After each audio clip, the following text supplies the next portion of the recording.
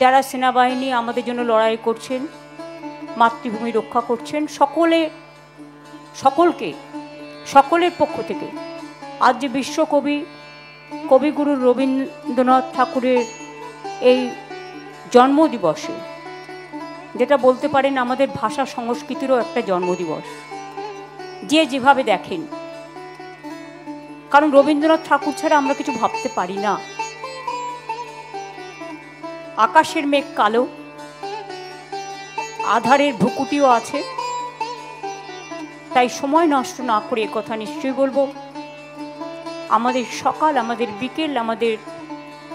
সন্ধ্যা, আমাদের নিশীথ রাত, আমাদের দুর্যোগ, আমাদের দুর্ভোগ, আমাদের আনন্দ, আমাদের দুঃখ, আমাদের স্মৃতি, আমাদের স্মরণী,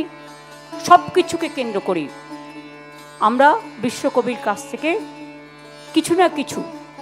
সব সময় শিক্ষা পাই, যা থেকে আমরা নিজেরা আমাদের আইকন হিসেবে আমরা এই সমাজকে যতটুকু কন্ট্রিবিউট করতে পারি, তাদের থেকে এটা আমাদের শেখা।